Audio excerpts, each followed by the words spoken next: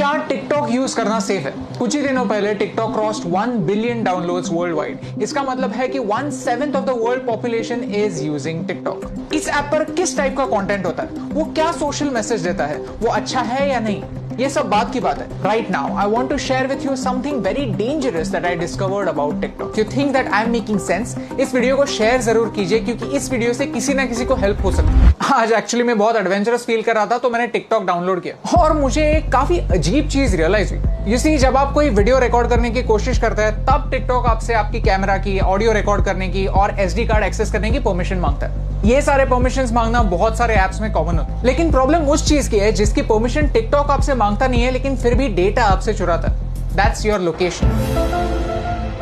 आप ये खुद चेक कर सकते हैं। सेटिंग्स में जाइए और ऐप परमिशंस में जाकर टिकटॉक को सर्च कीजिए। लोकेशन का कहीं पे मेंशन भी नहीं होगा। लैंग्वेज सिलेक्ट करते वक्त मैंने सिर्फ इंग्लिश सिलेक्ट किया था, फिर भी मेरे फीड में हिंदी वीडियोस है, मराठी वीडियोस भी है। टिकटॉक को कैसे पता चल रहा है कि आप कहां पे? जस्ट एज अ प्रिकॉशन मैंने लोकेशन भी ऑफ कर दिया था। लोकेशन ऑफ करने के बाद गूगल मैप्स भी ठीक से नहीं चल पाता, आरोग्य सेतु ऐप भी नहीं चलता। These important apps also can't work without you giving them the permission. मैं मुंबई में हूं, मुझे मराठी आता है, मुझे हिंदी आता है, ये टिकटॉक को कैसे पता चल रहा है? If you want to cheat your location there is a very simple trick called a VPN, virtual private network. Okay, so मैं अभी एक VPN यूज कर रहा हूं और मेरा लोकेशन मैंने USA में सेट किया।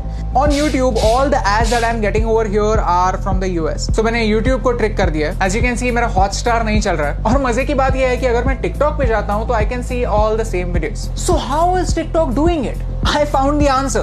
TikTok is using the data from your SIM card. जो सारा इंफॉर्मेशन जा रहा है वो मेरे सिम कार्ड से जा रहा है। क्या आपको समझ रहा है कि ये कितना डेंजरस है, कितना सिनिस्टर है? सीधे सिम कार्ड से आपकी रीजनल इंफॉर्मेशन लेना, डोंट यू थिंक एक वीडियो शेयरिंग ऐप के लिए ओवरकिल है, अननेसेसरी है?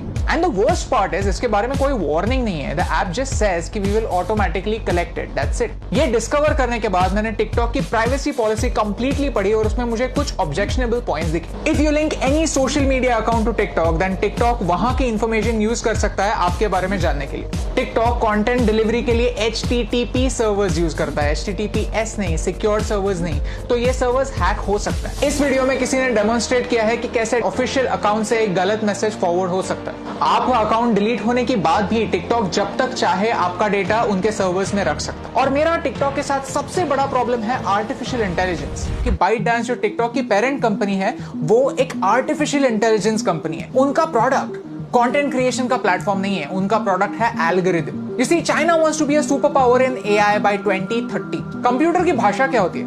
Zeros and ones, binary.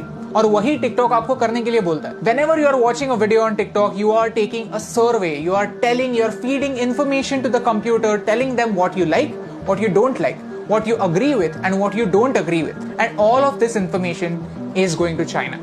आपको क्या लगता है? क्या ये सही हो रहा है? Tell me in the comments below. In social media, artificial intelligence changes the game completely.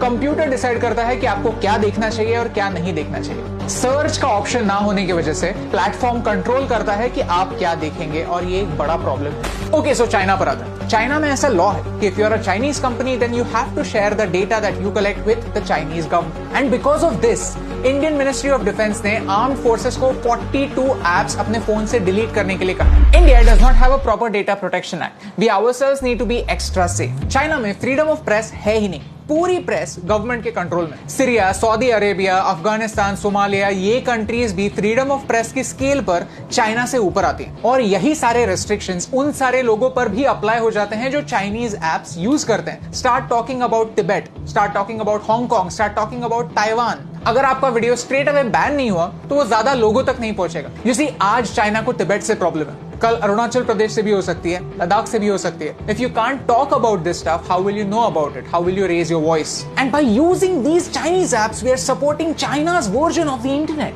Privacy on the internet is a myth. हम जब भी कोई सर्विस फ्री में यूज करते हैं तो हम उनके प्रोडक्ट होते हैं, हमारा डेटा हमारी करेंसी होता है। शुड यू डिलीट टिकटॉक और any other app for that matter? ये बताने वाला मैं कोई नहीं होता। But you can definitely take some precautions. If you have Chinese apps on your phones, then don't use UPI or any net banking apps on the same phone. When creating an account, don't use Google to sign in. Create a new account, use a different password. Cyber theft is real.